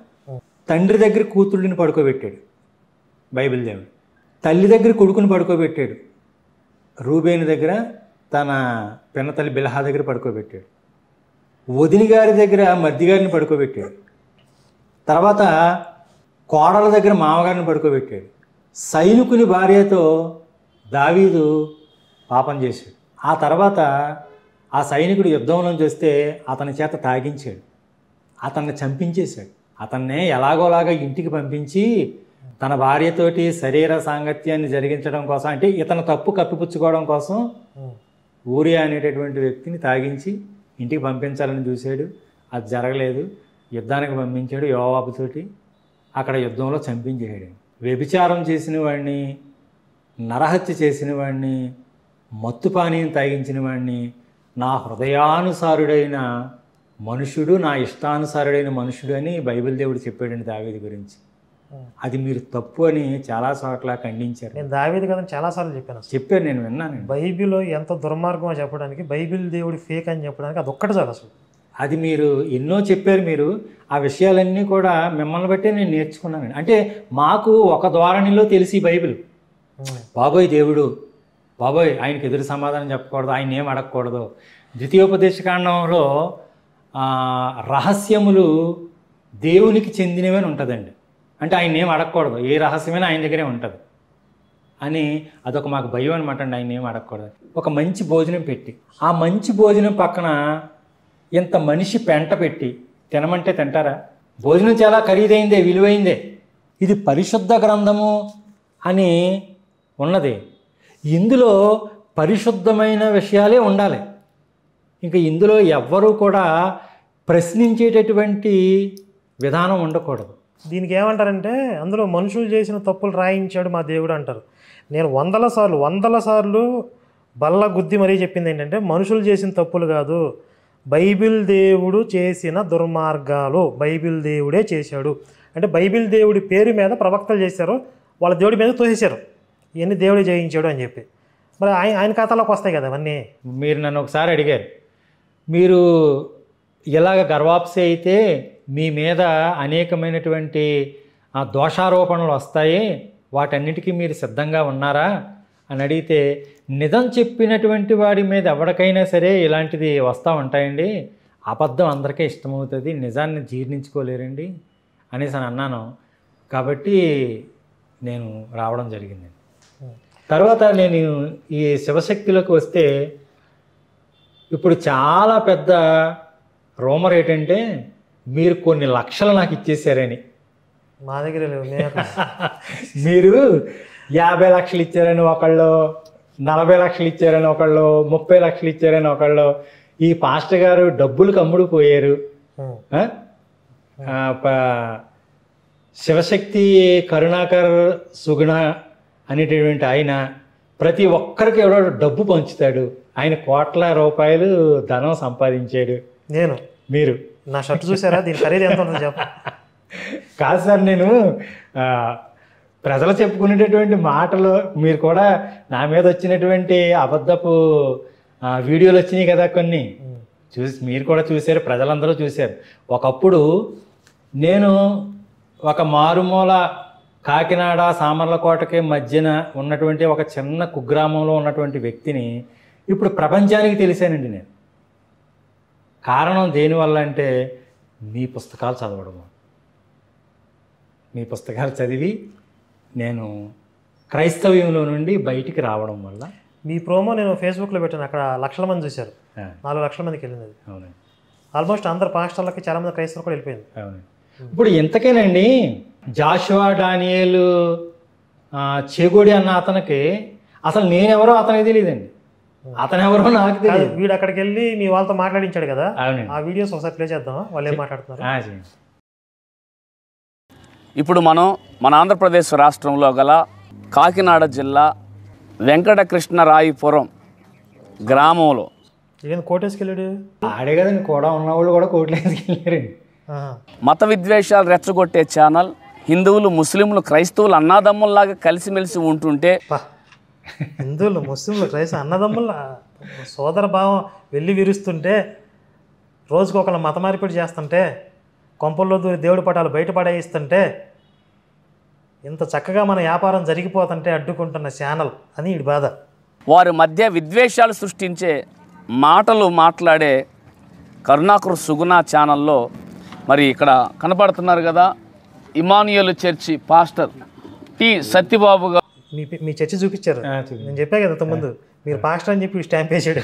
ఇప్పుడు మీ వీడియో మీ ప్రోమో రిలీజ్ అవ్వగానే శాంపిగాడు ఒకడు ఉంటాడు, అరగుడ్డిగాడు, ఈ పాస్టర్ కదా అన్నాడు. మరి వీడికేం సమాధానం చెప్తాడు? ఇప్పుడు చెగోడి పొగోడిగాడు వెళ్ళి ఈయన పాస్టర్ అని చెప్పి ఈయన చర్చి కూడా చూపించాడు. ఇప్పుడు ఏం చేస్తారు అంటే, అంతే చుట్టూ అందకపోతే కాళ్ళు అన్నట్లుగా వీలైనంత వరకు ఇది ఫేక్ పెయిడ్ ఆర్టిస్టులు అని చెప్పి ఆ వ్యక్తులు నకిలీ వ్యక్తులు అని చెప్పడానికి ట్రై చేస్తారు. అది సాధ్యం కావట్లేదు. చక్కగా అక్కడ అన్ని సాక్ష్యాలు కనపడుతున్నాయి. ఇప్పుడు ఏం క్రియేట్ చేస్తారో చూద్దాం. ఇది ఏ ఊరు చర్చి? వెంకటరాయపురం అన్నాడు. వెంకటకృష్ణరాయపురం. వెంకటకృష్ణరాయపురం. ఇది కాకుండా సామర్లకోటలో ఇంకో చర్చి ఉందా? ఏది పెద్ద చర్చి రెండిట్లో? ఇదే పెద్దదండి. బైబిల్ సత్యము కాదని, అలాగే నేను 20 సంవత్సరాలు సేవ చేస్తుంటే నాకేమీ చేయలేదనే ఒక అసత్యమైన దుష్ప్రచారాన్ని క్రైస్తవుల మీద, బైబిల్ మీద, ప్రభువు మీద దాడి చేస్తూ మనోభావాల్ని గాయపరిచి. మీరు దాడి చేశారా? ఎవరెవరిని దాడి చేశారు అసలు? నాకు కరాటే, కుంగు అలాంటివి ఏమి రావండి దాడి చేయడం. సత్యబాబు అనే వ్యక్తి ఇక్కడికి ఎలా వచ్చాడో, ఎప్పుడు వచ్చాడో, ఏమేమి చేశాడో స్థానికంగా ఉండి దగ్గరగా ఉండి చూసిన పెద్దలు ఉన్నారు, కొంతమంది యవనస్తులు ఉన్నారు, మహిళలు కూడా ఉన్నారు. అయితే అందరితో మాట్లాడించడం కుదరదు కాబట్టి ప్రాముఖ్యులతో మాట్లాడిస్తున్నాము. ఇక్కడ షాలేం రాజు గారనే ఒక చర్చి ఎల్డర్ ఉన్నారు. వీడి పేరు టెంప్టింగ్ ఉంది, షాలేం రాజు అంటే. మన్నించండి, మరి వికేపురం వెంకటకృష్ణరాయపురం మరి ఇమానుయేల్ చర్చి ఎల్డర్ అయిన పెద్దలు సాల్మాన్ రాజు గారు ఉన్నారు. ఆర్గనైజర్ అండి సాల్మాన్ రాజు. సాల్మాన్ రాజు అంటే సంఘంలో ఏదైనా కార్యక్రమాలు జరుగుతూ ఉంటే ఆయన చూసుకుంటూ ఉండేవాడు. ఫ్లెక్స్లు అని అవన్నీ కొంత డబ్బులు కూడా ఖర్చు పెట్టేవాడు. సాల్మాన్ రాజు గారు ఉన్నారు. మరి సత్యబాబు గారి గురించి వారి మాటల్లోనే మనం విందాం. అయ్యా, మరి మీకు ఇంతకుముందు ఈంత ఏమన్నా గొడవలు విభేదాలు ఏమైనా ఉన్నాయా? ఎవరితో అండి? ఈ సాల్మాన్ రాజుతో. అబ్బాయి ఏమి లేవండి. ఏం లేవుగా. ఇప్పుడు ఏం చెప్తాడో చూద్దాం. ఈ సత్యబాబు గారు ఇక్కడ పాస్టర్ అని, ఈ సంఘం అంతా కులాలకు సంబంధించి కుల వ్యత్యాసాలు చూసి నన్ను ఏం పట్టించుకోవాలా, నాకు మోసం చేశారు, నాకు అన్యాయం చేశారని ఆయన పబ్లిక్గా చెబుతున్నాడు. మీరు చెప్పారా నాకు అన్యాయం చేశారు, నన్ను మోసం చేశారని? ఎవరు మోసం చేస్తారు మిమ్మల్ని? మమ్మల్ని అసలు మోసం చేసేదే పాస్టర్లు కదా, ఇంకా పాస్టర్లు ఎవరు మోసం చేస్తారు? ఇప్పుడు మనం రిలీజ్ చేసింది ప్రోమో. అవునండి. అసలు ఫుల్ ఇంటర్వ్యూ అందరూ రిలీజ్ అవ్వలేదు. అవునండి. అది రిలీజ్ అయితే తప్ప అందులో మీరేం మాట్లాడారో తెలియదు. అవునండి. మీరు ఏం మాట్లాడారో తెలియకుండానే అవునండి. పబ్లిక్గా ఆయన ఇలా మాట్లాడుతున్నాడని చెప్పి వీడు బురద పూసేస్తున్నాడు. ఇప్పుడు ఇంతగా ఆ సాల్మన్ రాజు అన్న అతనండి వేరే సంఘంలో ఉండేవాడండి. ఆ వేరే సంఘంలో ఉంటే అక్కడ ఏయో చిన్న చిన్న గొడవలు అవ్వడం వల్ల మన దగ్గరికి వచ్చాడు అనమాట. ఆయన ఇంచుమించు 2001లోనో 2002లోనో ఈ గ్రామం వచ్చాడండి. మామూలుగానే ఒక సాధారణ మనిషిగా వచ్చాడు. మాతో పాటు ఇక్కడ క్రీస్తు సంఘం అని ఆ సంఘంలోకి మామూలుగా మాతో పాటు ఒక విశ్వాసిగా వచ్చేవాడండి. వచ్చి కొన్ని రోజులు ఉండి ఏదో మేకవన్నీ పులి ఏదో అంటారు కదా, అలాగ చూశాడు అవకాశం ఎప్పుడు వస్తుందా అని. అనుకోకుండా ఈ గ్రామంలో అనుకోకుండా ఒకే రోజు 2 ప్రార్థనలు వచ్చాయి. 2 ప్రార్థనలు పెట్టమని వస్తే స్థానిక ఇక్కడ అంటే క్రీస్తు సంఘం పాస్టర్ గారు వేరే ఊరు వెళ్ళి అక్కడ వాళ్ళు నూతనంగా ఉన్నారు కదా వారికి జరిపించాలని అక్కడికి వెళ్ళారు. కానీ వీళ్ళకి కొద్దిగా మనస్తాపం చెందింది. ప్రతి సంవత్సరం కూడా మా ఇంటి దగ్గర క్రిస్మస్ పండుగ జరుగుతుంది, ఈ సంవత్సరం పెట్టలేదంటే ఇతను అనకూడదు ఈ దొంగ వెళ్ళి అక్కడ స్టార్ట్ చేసి అమ్మ మరి నేను ఉన్నాను మీకెందుకు అని మొత్తం మీద వాళ్ళకి కలబొల్లి మాటలు చెప్పో లేకపోతే ఏదో రకంగా అందరినీ పోగు చేసుకొని మీకెందుకు నేను ఉన్నాను, నాకు వాక్యం వచ్చు, నేను ఇక్కడికి రాకముందు నేను కూడా దేవుని వాక్యం అందిస్తున్నా నాకు తెలుసు అని చెప్పేసి. అంటే ఇక్కడ ఉన్నటువంటి ప్రజలు ఇక్కడే కదండి, ఎక్కడైనా పల్లెటూరులో అమాయక ప్రజలే ఉంటారు. సరే మీరు చెప్పింది చెప్పాడు ఈయన. అక్కడికి వచ్చాడు, క్రిస్మస్ జరగలేదు అనుకోకుండా పాస్టర్ అయ్యాడు. కాకపోతే మీరే కావాలని నేను చేస్తానని చెప్పి మీరే ముందుకెళ్ళినట్లుగా చెప్తున్నాడు. నేనే చేస్తాను అని ముందుకెళ్ళానని చెప్పడం అనేది మాట అబద్ధం అండి. ఇప్పటికీ కూడా నన్ను వాళ్ళ ఇంటికాడ క్రిస్మస్ జరిగించండి అని ఏ కుటుంబం అయితే నన్ను కోరారో ఆ కుక్కల నాగరాజు గారు అన్న ఆయన చనిపోయాడు, కానీ ఆ కుమారుడు కుక్కల ప్రసాద్ అయితే ఇంకా ఆ ఫ్యామిలీ అంతా ఉన్నారు. సరే ఇంకా ముందుకెళ్తే లేడీస్తో కూడా మాట్లాడించారా ఏంటో చూద్దాం. మీ గ్రామంలోనే మీ సంఘంలోనే మీ సరౌండింగ్స్ లోనే జరిగింది కాబట్టి దీనికోసం పాస్టర్ గారి మీద ఉన్న మీ అభిప్రాయం ఏంటో మీరేం చెప్పాలనుకున్నారు? మీ స్పందన ఒకసారి మీరేమంటారు? గ్రామం గురించి క్రైస్తవుల గురించి మీరు ఇప్పుడు చెడ్డగా చెప్పారు అసలు. వీళ్ళు చూడండి, ఇప్పుడు మేము యేసుని నమ్ముకున్నాం, దేవుడిని నమ్ముకున్నాం, మేము అబద్ధాలు చెప్పమని చెప్పి ఇంత దారుణంగా అబద్ధాలు చెప్తున్నారు. ఎట్లా క్రియేట్ చేస్తున్నారు చూడండి. అసలు వీళ్ళ వ్యాపారం ఎంత దెబ్బతినకపోతే ఇంత మ్యానిపులేట్ చేసి ఇంత క్రియేట్ చేసి ఈ అబద్ధాలు ప్రచారం చేయాలని చూస్తారు వీళ్ళు. పాస్టర్ గారికి అయితే బాగా డబ్బు పిచ్చి పట్టేసుకున్నారండి. డబ్బు పిచ్చి పట్టేసుకుని కేవలం ఇలా మమ్మల్ని అందరినీ నట్టెట్లు ముంచేసి వెళ్ళిపోయాడు. కనీసం మాకు సినిమాలో నువ్వు పెళ్లి చేసికి వెళ్ళిపోతే బంగారు రాజు మా కోకారాయికి ఎవరు కొని పెడతారు బంగారు రాజు. మీరేమన్నా వాళ్ళు మోసం చేశారండి? ఏ రకంగా మోసం చేశారా? మోసం అంటే అండి, చీట్లు పాడేసుకుని వాళ్ళకి కట్టకపోతే మోసం, లేకపోతే ఒకళ్ళకి తెలియకుండా ఒకళ్ళ దగ్గర అప్పులు చేసేసి వాళ్ళకి వడ్డీలు కట్టకుండా మోసం చేసి పారిపోతే అది మోసం. నేను ఏనాడు కూడా ఎవరి దగ్గర కూడా చెయ్యి చాపి ₹1 అప్పు అడిగిన పరిస్థితి లేదండి ఆ ఊళ్ళో. నాకు ఎందుకు ఇది చాలా కామెడీగా అనిపిస్తుంది నిజంగా. నేను కంట్రోల్ చేసుకుని మాట్లాడుతున్నాను. ఆ మా 5-6 మైళ్ళుగా నన్ను అట్టేటో ముంచేసిపోయినాడు రా బాబోయ్ అన్నట్టు గడుస్తున్నారు వీళ్ళు. నుంచోడానికి నీడ కూడా లేకుండా చేసిపోయాడండి. సంఘాన్ని కూడా అమ్మేశాడండి, సచ్చిని కూడా అమ్మేశాడండి. నీడ లేకుండా మీరు చేశారా? ఏం చేశారు అంటే వాళ్ళ బాధ ఏంటంటే అండి, చర్చి వాళ్ళకి అప్పగించేసి నేను బయటకు వచ్చేస్తే వాళ్ళకి ఏ బాధ ఉండదండి. చర్చి వాళ్ళకి అప్పగించలేదు, అదేంటి వాళ్ళ బాధ. అమ్మేశారా? అమ్మేశాను. ఎవరికి అమ్మారు? అక్కడ మా చర్చికి వచ్చేటటువంటి ఒక కుటుంబానికే మా పాప వివాహం చేయడం కోసం అమ్మేశానండి. ఎప్పుడో కదండి, లాస్ట్ ఇయరే. అంటే మీరు క్రైస్తవాన్ని వదిలేస్తున్నారు కాబట్టి అమ్మలేదు, మీ కూతురు పెళ్లి ఖర్చు అవసరమే అమ్మారు. అంతే, అవసరమే అమ్మేసానండి. 15 లక్షలు అవసరం అయ్యి అమ్మేసాం అనమాట అండి. మీ ఆస్తే కదా? మాదే అండి ఆస్తి, ఎవరు అమ్మేస్తారండి. కనీసం మమ్మల్ని అందరినీ కూడా వదిలేసి ఎంత అన్యాయం చేసి వెళ్ళిపోయాడండి ఆయన. ఆయనకి కులపిచ్చి డబ్బు పిచ్చి ఆయనకి పట్టుకుందేమో కానీ మాకు లేదండి. కులపిచ్చే కనుక మాకంటూ ఉంటే మాకు సంబంధించిన పాస్టర్ గారు మాకు ఉన్నారండి. కానీ ఆయన దగ్గరికి మేము ఎప్పుడు కూడా వెళ్ళలేదండి. ఎప్పుడు వెళ్ళకుండా ఇన్ని సంవత్సరాలు బట్టి ఆ పాస్టర్ అనుకుంటాడు ఇప్పుడు బాగా అయిందే, ఇప్పుడు వెళ్ళేవిగా బాగా అయింది అనుకుంటాడు.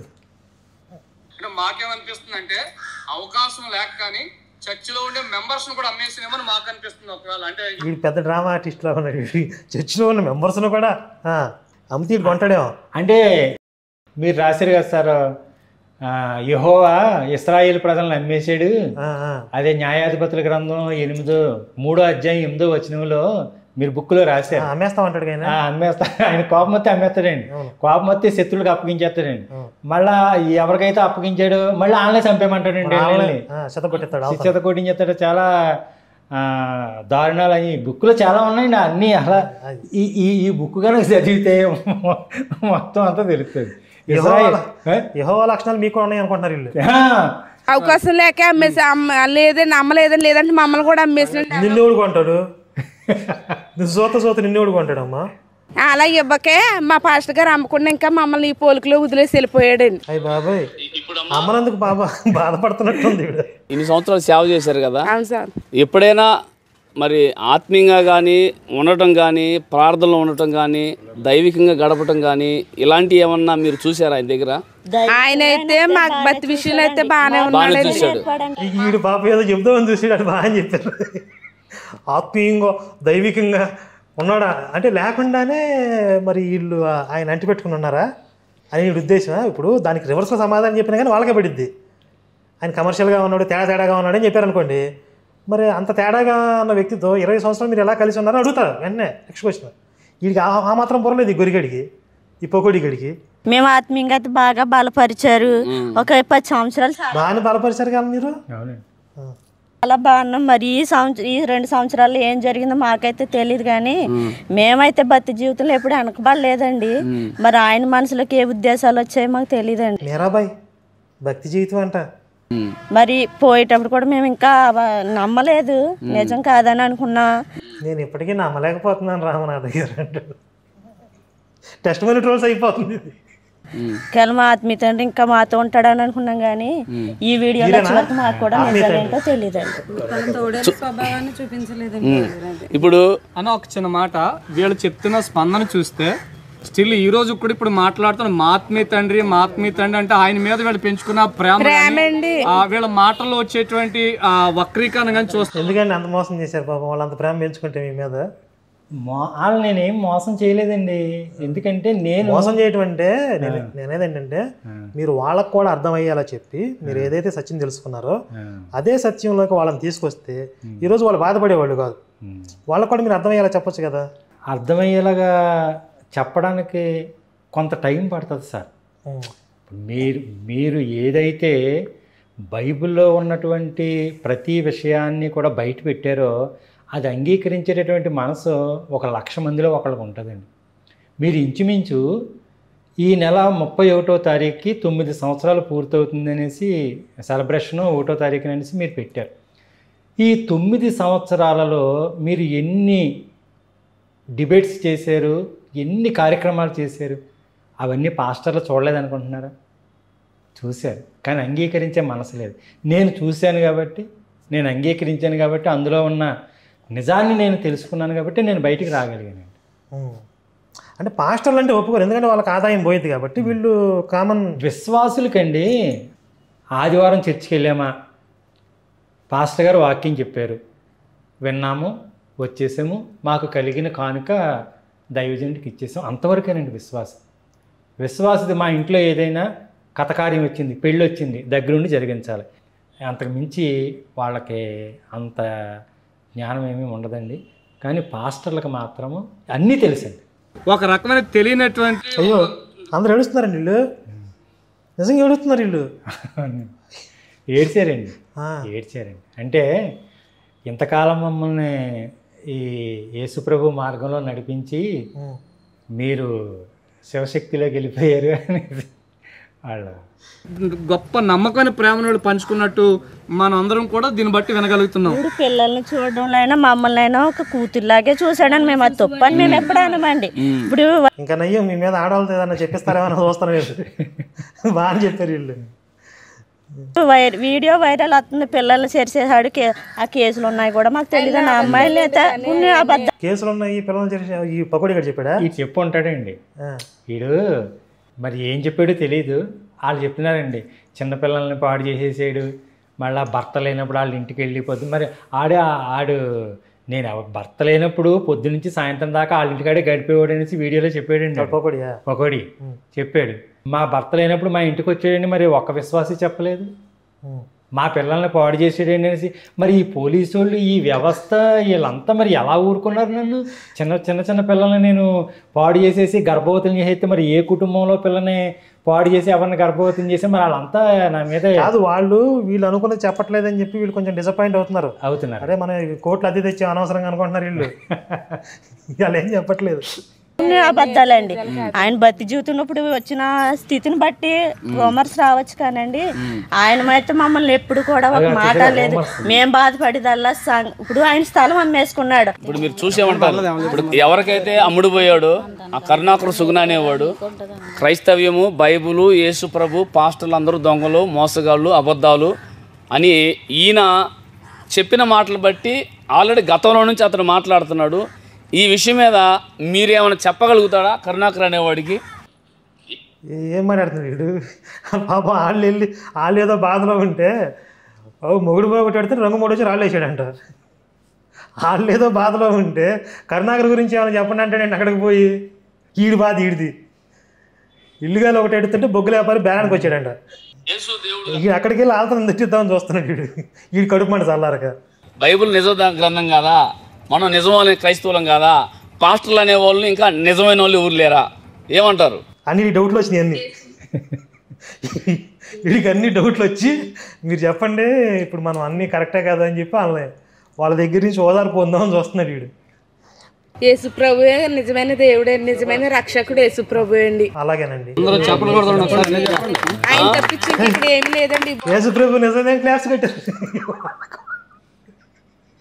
అంటే వీడికి ఏం భయం వేసిందంటే ఈ విశ్వాసుల్లో కూడా ఎవరన్నా స్థిరంగా ఉన్నారా, పాస్టర్ మారిపోయాడు కాబట్టి వీళ్ళు కూడా బిషాన్ని ఎత్తేసేలాగా ఉన్నారా అని చెప్పి చెక్ చేస్తున్నాడు వాళ్ళని. వాళ్ళతో కొంచెం ఆ స్టేట్మెంట్ ఇప్పించి క్లాప్స్ కొట్టిస్తున్నాడు. ఇప్పుడు ఆయన ఇప్పుడు బయటికి వెళ్ళిపోయాడు కదా, కేవలం ఆయన చెప్పే కారణం ఏంటంటే నేను 20 సంవత్సరాల సంఘాన్ని పోషించాను, అది నన్ను పట్టించుకోలేదు, వాళ్ళకి అలివిమాలిన కుల ఫీలింగ్స్ ఉంటే. ఎప్పుడు చెప్పారు అసలు? మీరు చెప్పారు అక్కడన్నా? నేను ఎక్కడ చెప్పలేదండి. ఎన్ని క్రియేట్ చేస్తున్నారు చూడండి అసలు వీళ్ళు. రెండోది బాగా తగాదల ముఠాలు ఉంటాయి. నన్ను అసలుకి పని మీద ఉన్నారండి మా పాస్టర్ గారు, అందుకని చెప్పుకుంటారు. ఏంటమ్మా కొప్పులెట్టుకుని కొట్టుకుంటుంటే అది విడదెత్తం పని మీద ఉన్నారండి. ఆయన సేవ చేయడం మానేసి మమ్మల్ని విడదెత్తం పని మీద ఉన్నాడండి. ఆ తప్పుడు మాట అండి, మేము ఎప్పుడు ఆయన విడిచిపెట్టలేదండి అసలు. సరే, ఈ ఎపిసోడ్ అంతా ఇంకొకసారి చూసి దీని మీద మళ్ళీ సపరేట్గా ఎపిసోడ్ చేద్దాం. ఇక్కడ ఈ పకోడీ గాడు లగెత్తుకుంటూ వెళ్ళిపోయి అక్కడ పోయి అసలు పాస్టర్ గారు చెప్పని, ఆయన ఏమన్నారో ఇంకా తెలియని ఒక ఇంటర్వ్యూని పట్టుకుని ఈ పాస్టర్ అలా మాట్లాడేస్తున్నాడు, ఇలా మీ గురించి కామెంట్లు చేసేస్తున్నాడు అని చెప్పి రకరకాలుగా వాళ్ళని రెచ్చగొట్టి వాళ్ళతో 4 తిట్లు తిట్టించి ఆ వీడియోని బయటికి చూపించి ఆ పాస్టర్ సత్యబాబు దొంగ అని ఒక తమ్ములైన పెట్టేసి కాస్త ఆ రోజుకి ప్రశాంతంగా పడుకుందామని వెళ్ళాడు. ఆ కోట్లు అద్దెకి తీసుకుని వెళ్ళారు, కానీ పెద్దగా వర్కౌట్ అయినట్టు లేదు. కాకపోతే ఆడికి పనికొచ్చే ఒక అంశం ఏంటంటే ఈ షాలేం రాజుగా ఉంటాడు కదా దొంగ, ఈ షాలేం రాజు గారు చుట్టుపక్కల చర్చలన్నింటిలో ఉన్నటువంటి విశ్వాసుల్ని ఆడి దగ్గరికి లాక్కుంటా ఉంటాడు ఏజెంట్లు పంపించి. ఇప్పుడు వీళ్ళు ఎలాగా మాకు పాస్టర్ గారు లేడు, మేము అనాథలం అయిపోయాం, రోడ్డు మీద ఉండిపోయాం అని ఏడుస్తున్నారు కాబట్టి మీరేం కంగారు పడకండి, మనోడు అక్కడ ఉన్నాడు, షాలేం రాజు ఉన్నాడని చెప్పి వీళ్ళందరినీ షెర్ఫ్లూరుపేట ఎక్కిస్తాడు. అందరూ అస్సామేగా, షెర్ఫ్లూరుపేటేగా. అది షాలేం రాజు గారు సబ్బాషరాపేట మంచి పని చేసేవారు అంటాడు. అక్కడికి వెళ్ళినాక ఒక 100 రూపాయలు నోటు ఎంత వీడి కమిషన్ ఏదో వీడికి ఇచ్చేస్తాడు. ఇంకా ఈ పకోడీ గడి మాట్లాడిన విషయాలన్నీ కూడా మళ్ళీ చూద్దాం, దాని మీద ఇంకో సెపరేట్గా ఒక ఎపిసోడ్ చేద్దాం. జాషువా డానియల్ అనేటటువంటి వ్యక్తి ఈ కరుణాకర్ సుగుణే కొంతకాలం క్రితం పాస్టర్గా పంపించి, నన్ను పంపించి మళ్ళా నన్ను ఆ క్రైస్తవ్యాన్ని నుంచి మళ్ళా శివశక్తిలోకి తీసేసుకున్నాడు. అంటే వాళ్ళే పాస్టర్ చేసి మళ్ళీ వాళ్ళే గర్వాప్సి చేస్తున్నాడు అనేటటువంటి ఒక మాట మాట్లాడాడు. అది ఆయన చేసినటువంటి 4 వీడియోలు ఉన్నాయి, అందులో మరి ఎందులో మాట్లాడాడు అనేది మళ్ళీ మేము మీకు తర్వాత తెలియజేస్తాం. ఇది విన్నారా ఏమండోయ్, ఇది విన్నారా, మీకు అర్థమవుతోందా? నేనంట 20 సంవత్సరాల క్రితం ఈయన పాస్టర్ని చేసి ఇప్పుడు మళ్ళీ కొంతకాలం తర్వాత శివశక్తిలోకి తీసేసుకున్నానంట. మేము శివశక్తి పెట్టిందే 9 సంవత్సరాలు పూర్తయి 10వ సంవత్సరంలోకి వెళ్ళబోతున్నామని మొన్న అనౌన్స్మెంట్ చేసాం. అంటే 20 సంవత్సరాల క్రితం. ఇది నిజంగా ఏసై 2వ రాకడ కానీ పెద్ద కామెడీ ఇది. అంటే ఇంత దుర్మార్గపు అబద్ధాలు చెప్తుంటే ఎవరో కూడా సరే ఆయన సత్యబాబు అనే పాస్టర్ గారు ఆయన ఏదో సత్యం తెలుసుకుని వెళ్ళిపోయానని ఆయన చెప్తున్నాడు, కానీ నువ్వేంటి ఎన్ని క్రియేట్ చేస్తున్నావు, ఇన్ని అబద్ధాలు చెప్తున్నావేంటి అని వీళ్ళని ప్రశ్నించే మనస్తత్వం ఒకళ్ళొకళ్ళు లేదు. చూడండి, ఏది చెప్తే గొర్రెలాగా నమ్మేసేయడమే. వాళ్ళంత అమాయకులు కాబట్టి వీళ్ళ వ్యాపారం నడుస్తుంది, వీళ్ళ దందా నడుస్తుంది. కానీ ఏదో ఒక రోజు వాళ్ళకి ఆలోచన రాకపోద్దా, వివేకం మేల్కొనదా, చూద్దాం ఎంతకాలం నడుస్తుందో వాళ్ళ వ్యాపారం. నన్ను వెంకటకృష్ణరాయపురం వస్తే జైలుకి పంపించేస్తాడంటే తిన్నగా నాకు జైలేనంట. ఎందుకు అక్కడ పోలీస్ స్టేషన్ అద్దె తీసుకున్నాడేంటి వీడు? ఏమోనండి మరి నేను ఏ ఉగ్రవాదినో లేకపోతే తీవ్రవాదినో లేకపోతే మిలిటెంట్నో ఏదో మొత్తానికి అలాంటి ఏమన్నా శక్తినో మరి ఆడు ఏమనుకున్నాడో తెలియదు. నేను ఇంకా వెంకటకృష్ణరాయపురం వస్తే ఇంక నేను తిన్నగా జైలుకేనంటాను. తర్వాత నన్ను ఒక 100 మంది చేత కొట్టించేసి స్టేషన్కి అప్పు చెప్పేస్తారంటండి. నన్ను చెప్పాడు. ఈ వీడియోలో ఉందా? వీడియోలో ఉందండి. సరే ఆ వీడియో చూద్దాం, మళ్ళీ తర్వాత మనం ప్లే చేద్దాం. ఇప్పుడు మీరు చూసిన దాంట్లోనే ఉందండి. ఉందా? ఇప్పుడు దాకా చూసిన దాంట్లోనే లాస్ట్లో ఉందండి.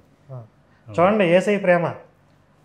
ఆ మతంలో నుంచి ఆయనకు వచ్చే ఆదాయం వదులుకుని ఆయన జీవితం ఒకవేళ అసలు అగమ్యగోచరంగా మారిపోద్దా ఏమైద్దా తెలియని స్థితిలో ఇది కరెక్ట్ కాదని చెప్పి బయటకు వచ్చేస్తే నిన్ను 100 మందిని పెట్టి కొట్టిస్తా, నిన్ను జైల్లో వేపిస్తా అని చెప్పి ఈ రకంగా క్యారెక్టర్ని బ్యాడ్ చేయడం కానీ బెదిరించడం కానీ ఇది యేసు మతం, యేసు ప్రేమ, వీళ్ళు చెప్పే కల్లబొల్లి కబుర్లు. మరి అదే ఎంతమంది హిందుత్వంలో ఉన్నటువంటి ఒక సాధారణ హిందువులను పక్కన పెట్టండి, ఒక బ్రాహ్మణ మతం మారిపోయాడు, తిరుపతి బ్రాహ్మణుడు మతం మారిపోయాడు, ఒక పూజారి మతం మారిపోయాడు, వాళ్ళకి నాటకాలు వేయించి లేకపోతే వాళ్ళని కొని డబ్బులకు కొని ఎన్ని విచ్చలవిడి ప్రచారాలు చేస్తున్నారు వీళ్ళు. అంటే హిందుత్వంలో ఉన్నటువంటి పూజారుల్ని బ్రాహ్మణుల్ని మీరు మతం మార్చేయచ్చు, వాటిని విశృంఖలంగా ప్రచారం చేసి వాటిని చూపించి ఇంకొంతమందిని మోసం చేయొచ్చు. మీ దాంట్లో ఉన్న ఒక పాస్టర్ వెనకొస్తే మీరు భరించలేరా, సహించలేరా నాకు కొడకల్లారా? నేను నెక్స్ట్ గేర్లోకి మళ్ళీ వస్తా, ఇంకా టైం ఉంది కదా చూద్దాం. ఈ పకోడీ గారు నాకు ఫోన్ చేసి, అంటే డైరెక్ట్గా నాకు ఫోన్ చేయడం సాధ్యం కాదు కాబట్టి ఒక ఆడపిల్ల గొంతుతో నేను శివశక్తిలో పనిచేశాను, నాకు అన్యాయం జరిగింది అని చెప్పి పాస్టర్ గారిని మోసం చేద్దామని చేసి ఈయనకి అర్థం కాక ఈయన కన్ఫ్యూజ్ అయ్యి మళ్ళీ మన శివశక్తి కోఆర్డినేటర్కి కాన్ఫరెన్స్ కాల్ కలిపితే ఆ తర్వాత ఏం మాట్లాడాడో ఒకసారి విందాం. హలో హలో వినిపిస్తుందమ్మా? వినిపిస్తుందమ్మా. ఆ మాట్లాడి లైన్లో ఉన్నారు. జై శ్రీరామమ్మ. మొత్తానికి జై శ్రీరామ్ చెప్పాడు. నాటకం ఆడినా కూడా జీవితంలో ఒకసారి జై శ్రీరామ్. జై శ్రీరామ్ అన్న. జై శ్రీరామ్ ఎవరు అన్నా? నేను స్నేహలత, గోపి వాళ్ళ స్నేహలత అంట, ఇంద్రసేనారెడ్డిలో స్నేహలత. వైఫ్ని. స్నేహలతనన్నా? ఏ స్నేహలత అమ్మ మాట్లాడేది కన్నాకు సుగుణా ఉన్నాను. అవును, నువ్వెవరు? నేనన్నా స్నేహలత అని, గోపి వాళ్ళ వైఫ్ని. ఆడదానివేనా? కొంచెం ఎలా ఉంది? ఆడదు కాదు అమ్మా నేను మగాడే మాట్లాడుతున్నట్టుగా ఉంది కదా. లేదమ్మా, మీరు గొంతాలు అనుకుంటున్నారేమో, పొరపడుతున్నారు. నా గొంతు అలాగేనన్నా ఉంది. ఒకసారి నీ ఫోటో డీటెయిల్స్ అడ్రస్ అన్ని ఒకసారి పెట్టి చూసేసి ఎక్కడ పనిచేసే అసలు నీ పేరే ఎంతవరకు లేదు. స్నేహలత, నేను ఇంద్ర సినిమాలో స్నేహలత రే నువ్వు కాదు. నన్ను జాషువాడి అని చేయకూడదు అంటారా? కరుణాకురగా ఎదవా ఫోన్ లో పెట్టి ఏడుంటారా లుచ్చాగా. నన్ను జాషువాడి అనే చేయకూడదు అంటారు. వినండి నా పేరు అయితే మడతకొచ్చానా? ఒరే నువ్వు మగోడు అయితే నువ్వు లైవ్ డిబేట్కు రారా. నువ్వు మడతకొచ్చే వేషాలు నువ్వేస్తున్నావు, అమాయకులు దోచుకుంటున్నావు. నేను చెబుతున్నారే కరుణాకు సుకున్నాగా, నీకు దమ్ముంటే నీ సమస్య కరెక్ట్ అయితే రారా, నీ సబ్జెక్ట్ మీద నా సబ్జెక్ట్ చేర్చుకున్నావు రారా. నీకు దమ్ము కనిపిస్తున్నారు డిబేట్. ఒరే నువ్వు పిల్ల మధ్య గడిపరే మరే నువ్వు షాలేం రాజు గారు నేను చందు మరి నీ నిజం చెబుతున్నారే.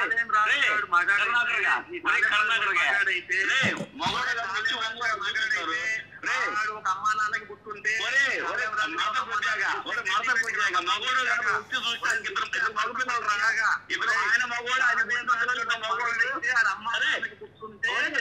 శాలిం రాజు మగవాడు అంటే 2 మగపిల్లలు ఉన్నారంట. అడిగి ప్రూఫ్స్ చెప్తున్నాడు. సరే నమ్మేవలేరా, ఆడికి 2 మగపిల్లలు ఉన్నారని చెప్పారు కాబట్టి నమ్మేవలే. ఓకే, ఒక పాస్టర్ గర్వాప్స్ అయ్యాడంటే తట్టుకోలేక వీళ్ళు ఎన్ని రకాలుగా డ్రామాలకు కావచ్చు, మోసాలకు కావచ్చు, బరిదెగింపులకు కావచ్చు, దేనికైనా తెగబడుతున్నారు. ఇక అమ్మాయి గొంతు నాటకం ఆడి ఎట్లా కొట్లా నన్ను 4 తిట్లు తిట్టాలి, లేకపోతే కడుపు మాట సలార్చలేదు, అడిగి రేతి నిద్ర పట్టట్లేదు, బల్యాల మీద పడుకున్నట్టుంది అడిగి. ఇప్పుడు వీడి భాష, వీడి సంస్కారం, వీడి పద్ధతి. చాలామంది నేను యేసుని నమ్ముకున్నాక మారిపోయానండి అంటారు కదా. ఇప్పుడు వీడు రౌడీగాడు, రౌడీ షీట్ ఉంది వీడి మీద, ఆడే చెప్తాడు నేను యేసుని నమ్ముకుని మారిపోయాను. ఏం మారిపోయాడు వీడు? బూతులు తిట్టడం మానేడా, బెదిరింపులు చేయడం మానేడా, బ్లాక్మెయిల్ చేయడం మానేశాడా, దోచుకోవడం మానేశాడా? రౌడీగా ఉండి ఏదైతే క్రైమ్స్ చేస్తున్నాడో అవన్నీ పాస్టర్ ముసుగేసుకుని చేస్తున్నాడు. ఇక్కడ చట్టబద్ధంగా ఎలాంటి ప్రాబ్లం ఉండదు. ఇంకా అక్కడ పోలీసులతో ప్రాబ్లం ఉంటుంది, ఇక్కడ ప్రాబ్లమే ఉండదు కదా. అంత వెసులుబాటు ఉంది కాబట్టి ఈరోజు రౌడీలు, పోరంబోకులు అందరూ పాస్టర్లు అవతారం ఎత్తుతున్నారు. ఈ షాలిమరేజ్ కూడా అంతే. మరి ఆయన రమ్మాలని డిబేట్కి తేలుద్దాం. సరే, ఇంకా మనం మాట్లాడాల్సిన విషయాలు, మీరు చెప్పాల్సిన విషయాలు చాలా ఉన్నాయి. అవన్నీ మనం రాబోయే భాగాల్లో మాట్లాడదాం.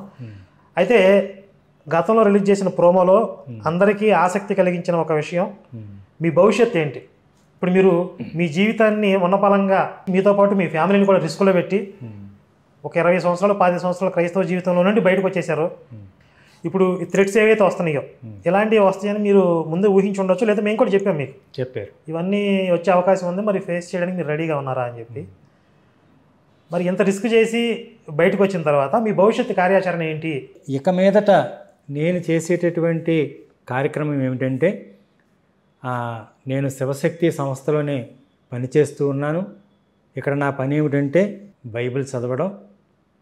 ఇందులో ఉన్నటువంటి పాస్టర్లు ఏమైతే విశ్వాసులకు బోధించకుండా తప్పులను కప్పిపెట్టి ఎంతసేపు యేసుప్రభు దేవుడు, ఆయన భూమికి ఆకాశానికి సృష్టికర్త, ఆయన్నే నమ్ముకోండి, ఆయన మీకు రోగాలు తగ్గిస్తాడు, ఆయన మిమ్మల్ని ధనవంతుల్ని చేస్తాడు, ఏవేవో ఎన్నో కళ్ళబొల్లి కథలు చెప్తూ ఉంటారు. ఇప్పుడు ఇందులో ఉన్నటువంటి అబద్ధాలు ఏమైతే ఉన్నాయో అవన్నీ కూడా నేను ఒక్కొక్కటి బయట పెడతాను. ఇందులో ఉన్నటువంటి అబద్ధాలు కానీ, అసత్యాలు కానీ, లేదా ఇందులో ఉన్నటువంటి ఈ జారత్వాల గురించి, వ్యభిచారాల గురించి ఇంతవరకు ఏమైతే నేను 20 సంవత్సరాలు విశ్వాసులకు బోధించలేదో అది మళ్ళా నేను బోధిస్తాను. అదే నా పని. ఇప్పుడు చాలామంది పాస్టర్లు అంటే వాళ్ళు హిందూ విశ్వాసులు ఉన్నప్పుడు భక్తి శ్రద్ధలతో దేవుళ్ళని పూజించిన తర్వాత యేసు మతంలోకి మారిన తర్వాత భయంకరంగా దేవతా దోషం చేయడం అనేది చూస్తున్నాం. మీరు కూడా ఆ విధంగా దేవుళ్ళని దూషించడం, అవమానించడం జరిగిందా? దూషించానండి, చాలాసార్లు దూషించాను. ఎందుకంటే బైబిల్ దేవుడే వాళ్ళ విగ్రహాలను పగలగొట్టండి, వాళ్ళ ధ్వజస్తంభాలను తీసివేయండి, ఆ విగ్రహాలను మటుమాయించండి, ఎన్నో విషయాలు చెప్పాడు. అవి కళ్ళుండి, కీర్తనల గ్రంథంలో ఉంటుంది, కళ్ళుండి చూడలేవు, ముక్కుండి వాసన చూడదు, చెవులుండి వినవు, కాళ్ళుండి నడవు, చేతులుండి పట్టుకోవని కీర్తనల గ్రంథంలో రాయబడి ఉంటుంది. ఇవన్నీ నిజమని నమ్మాము కాబట్టి నేను కూడా మరి అనేకమైనటువంటి దేవుళ్ళను, దేవతలను దూషించాను నేను. మరి ఈ యొక్క వీడియో ద్వారాగా చెప్పేది ఏంటంటే, నేను ఏ దేవుళ్ళు దేవతలని దూషించానో ఆ దేవీ దేవతలందరూ కూడా నన్ను, నా కుటుంబాన్ని క్షమించునుగాక.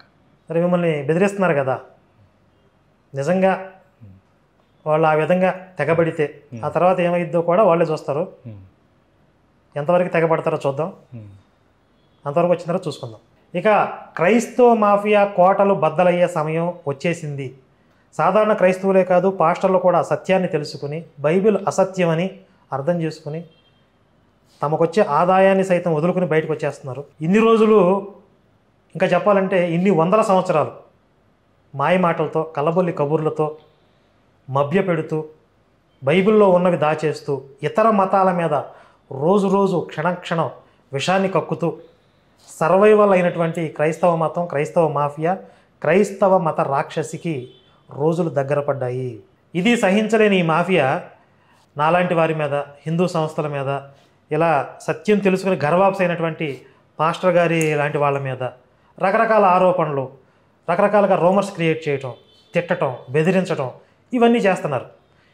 ఏది ఏమైనా సరే వీళ్ళు ఎన్ని ప్రయత్నాలు చేసినా సరే ఎవ్వరూ కూడా వెనక్కి తగ్గే ప్రసక్తే లేదు. ఇప్పుడు పాస్టర్ గారు చెప్పినట్లుగా ఒక 20-25 సంవత్సరాలు బైబిల్ సత్యం అని, బైబిల్ పరిశుద్ధ గ్రంథం అని సమాజంలో ప్రచారం చేసి చాలామందిని ఆయన మతం మార్చారు.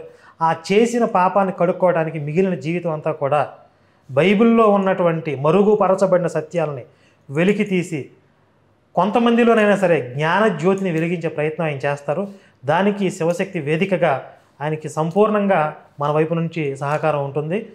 మేమేమనుకుంటున్నామంటే శివశక్తిలో కొన్ని ఎపిసోడ్స్, ఇప్పుడు బైబిల్ తరగతులలో ఒక సిరీస్ ఎలా అయితే నడుస్తుందో అలాగే పాస్టర్ గారితో నేను ఒక సిరీస్ ప్లాన్ చేస్తున్నాను. ఒక 50 నుండి 100 ఎపిసోడ్లు బైబిల్లోని కొన్ని ముఖ్యమైన విషయాల మీద మేము మాట్లాడతాం. అలాగే పాస్టర్ల వ్యవస్థ ఎలా పనిచేస్తుంది అనే విషయాల గురించి కూడా చాలామందికి తెలియని సమాచారాన్ని బయటికి తీసుకొస్తాం. ఇవి కాకుండా ఇప్పటి వరకు బైబిల్ని సంపూర్ణంగా పబ్లిక్లో మాట్లాడిన పాస్టర్ ఒక్కళ్ళు కూడా లేరు. కాబట్టి అది మనం కంప్లీట్ చేయాలని చెప్పి సెపరేట్గా ఒక ఛానల్ ఓపెన్ చేద్దాం అనుకుంటున్నాం. శివశక్తి ఎక్స్ పాస్టర్ అని చెప్పి ఒక ఛానల్ ఓపెన్ చేసి ప్రతిరోజు ఒక ఎపిసోడ్ అందులో రిలీజ్ అయ్యింది. పాస్టర్ గారే చెప్తారు. రోజు ఒక పేజీ కావచ్చు, ఒక పేజీలో అర్ధభాగం కావచ్చు, ఎంతైతే అంత చదువుకుంటూ దాని గురించి ఎక్స్ప్లెయిన్ చేసుకుంటూ ఒక్క అక్షరం కూడా వదలకుండా బైబిల్ ఈ చివరి నుంచి ఆ చివరి దాకా ఆయన వ్యాఖ్యానం చేస్తూ వెళ్తారు. అవి ఎన్ని ఎపిసోడ్లు అయితే అన్ని ఎపిసోడ్లు రిలీజ్ చేస్తాం. ప్రతిరోజు ఒక ఎపిసోడ్ శివశక్తి ఎక్స్ పాస్టర్ అని చెప్పి ఒక ఛానల్ క్రియేట్ చేద్దాం అనుకుంటున్నాం. అయితే ఈ సందర్భంగా నేను చెప్పేటటువంటి ఒక కీలకమైన ముఖ్యమైన విషయం ఏంటంటే, ఒక పక్క పాస్టర్ గారు తన జీవనోపాధిని వదులుకొని తనని తన ఫ్యామిలీని కూడా రిస్కులో పెట్టి సత్యాన్ని ప్రచారం చేయడానికి ఇటువైపు నిలబడటానికి ఎదురు చూస్తున్నారు. మరి ఆయనకి ఆర్థికపరమైన భరోసాని ఇవ్వాల్సిన బాధ్యత మనందరి మీద ఉంది. ఇప్పుడు ఆయన ఏదైతే ఒక ఛానల్ స్టార్ట్ చేసి ఆ ఛానల్ ద్వారా బైబిల్ సంపూర్ణ అధ్యయనం, కంప్లీట్ బైబిల్ స్టడీ అన్న ఒక పెద్ద టాస్క్ని మనం ఆయన భుజాల మీద పెడుతున్నాం. దీనికి మళ్ళీ ఒక వ్యవస్థ కావాలి, ఒక ఎడిటర్ కావాలి, ఒక సిస్టమ్ కావాలి, కెమెరా రన్ అవుతూ ఉండాలి, ఆయన ప్రతిరోజు వర్క్ చేస్తూ ఉండాలి. వీళ్ళందరికీ మనం సపోర్ట్ చేయాలి. దీనికి కొంత ఆర్థికపరమైన వనరులు అవసరం అవుతాయి. పాస్టర్ గారికి కూడా మనం ఆర్థికపరమైన భరోసా ఇవ్వాలి. దానికి కూడా కొంత మీ అందరి మద్దతు కావాలి. అలాగే ప్రతి సంవత్సరం శివశక్తికి అవసరమైనటువంటి ఆర్థిక వనరుల కోసం సంవత్సరానికి ఒక్కసారి యాన్యువల్ ఫండ్ రైజ్, వార్షిక నిధి సేకరణ చేస్తాం. గత సంవత్సరం చేసాం, మళ్ళీ మధ్యలో నేను ఎప్పుడు ఫండ్ రైజింగ్ ఈవెంట్లు పెట్టలేదు. మళ్ళీ ఇప్పుడు శివశక్తి వార్షిక నిధి సేకరణ కూడా అవసరం ఉంది. ఈ 2 విషయాలు కూడా చాలా ప్రాధాన్యమైనవి కాబట్టి ప్రతి ఒక్కరూ కూడా ఇందులో మీ వంతు సహకారాన్ని అందించి భాగస్వాములు అవ్వండి. మరి ఈ ప్రత్యేక సందర్భంలో మీరందరూ స్పందిస్తారని నేను భావిస్తున్నాను. జై శ్రీరామ్, భారత్ మాతా కీ జై.